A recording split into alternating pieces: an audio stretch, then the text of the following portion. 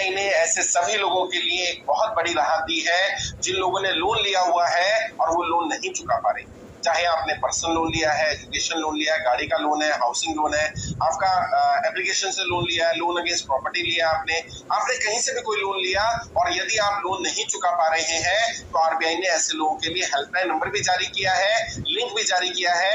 आप वहां जाकर के शिकायत कर सकते हैं। अगर आपने अपने बैंक में पहले एप्लीकेशन दी और बैंक ने आपकी एप्लीकेशन पर सुनवाई नहीं की तो आप सीधा आरबीआई में कंप्लेंट कर सकते हैं।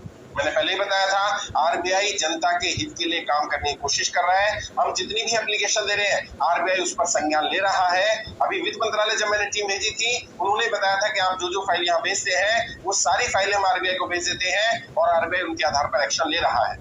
अभी पहले भी हमने देखा था बहुत सारे एप्लीकेशंस को जो अवैध तरीके से उगाही कर रहे थे, लोन दे रहे थे, लोन के कुछ चक्र में लोगों को फंसा रहे थे, दलदल में फंसा रहे थे। ऐसे बहुत सारे चाइनीज एप्लीकेशन को बंद किया गया है। लगातार हम ऐसे एप्लीकेशन की जानकारी भी आरबीआई को दे रहे हैं और आरबीआई संज्ञान ले भी रहा है। अब आरबीआई ने नया दिशा निर्देश जारी किया है रिकवरी एजेंट्स को, सारे बैंक को, अगर कोई भी व्यक्ति रिकवरी एजेंट रखता है, बैंक रखता है, कोई एनबीएफसी रखता है और रिकवरी एजेंट जाकर के किसी को रिकवरी करने की कोशिश करते हैं तो बदतमीजी नहीं कर सकते, मिसबिहेव नहीं कर सकते, गाली गलौज नहीं कर सकते।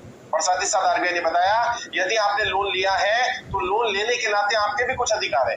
जैसे मान लीजिए आपकी स्थिति खराब हुई, बहुत सारे लोग बता रहे हैं कोरोना के बाद, नोटबंदी के बाद, कई लोगों ने बताया, कई लोगों ने बताया जीएसटी के बाद उनका व्यापार बंद हो गया, नौकरी छूट गई और उनके पास कमाई का कोई साधन नहीं रहा।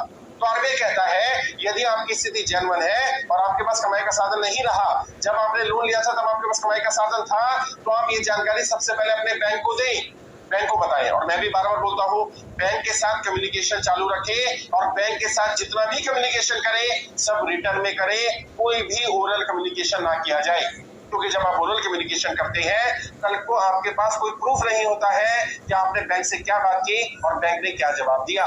जब भी आपकी स्थिति खराब है, आपको लग रहा है आप ईएमआई नहीं पे कर पा रहे, पहली बात तो कोशिश करें बाउंस ना होने दें।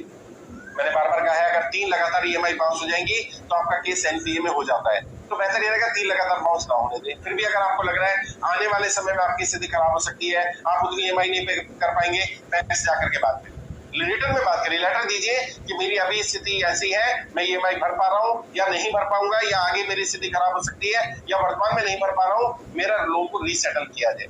बहुत सारे लोगों ने किया रीसेटलमेंट, उसमें क्या हुआ, उनको ईएमआई को कम कर दिया गया, उनके हिसाब से बना दिया गया, थोड़ा ड्यूरेशन बढ़ गया लेकिन ईएमआई कम हो गई।